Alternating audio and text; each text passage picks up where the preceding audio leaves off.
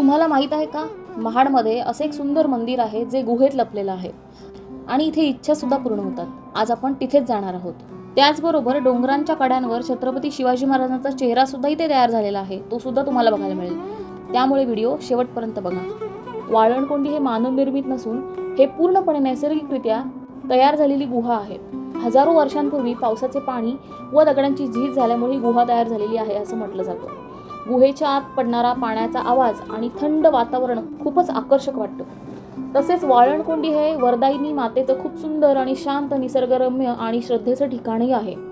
हे मंदिर खूप प्राचीन मानलं जातं. स्थानिकांच्या मते वरदायिनी माता ही ग्रामदेवता, इच्छा पूर्ण करणारी देवी असं म्हटलं जातं. वरदायिनी देवी म्हणजे इच्छा पूर्ण करणारी देवी, जिथे लोक नवस बोलायला येतात आणि पूर्ण झाल्यावर फेडायला सुद्धा येतात. आणि हे जे पाण्यामधले मासे आहेत, ह्या माशांना देव मासे असं म्हटलं जातं. म्हणजे हे देवीची पिल्लं आहेत असं म्हटलं जातं. आणि माझी एक विनंती आहे, जर तुम्ही इथे दर्शन घेण्यासाठी आलात तर देवमाशांना इथे तुम्ही खायला नक्कीच घालू शकता.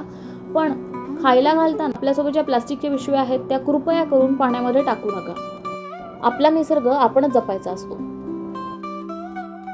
पावसाळ्यात इथलं वातावरण एकदम मॅजिकल झालेलं असतं. तुम्ही इथे जर पावसाळ्यामध्ये आलात तर काळजी घ्या, रस्ता घसरडा झालेला असतो, त्यामुळे सावकाश या. वाळवंटकोंडी या परिसरातून रायगड किल्ल्याचं सुद्धा दर्शन होतं.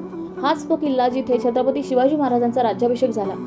ते बघा, तुम्हाला डोंगराकडे जर नीट पाहिलं तर तुम्हाला काय दिसतंय?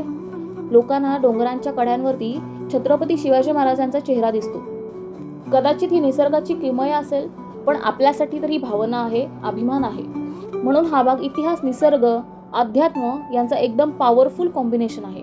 अशा हिडन प्लेसेस एक्सप्लोर करायला तुम्हाला आवडत असेल तर चॅनलला सबस्क्राईब करायला विसरू नका. व्हिडिओ आवडला असेल तर लाईक नक्की करा.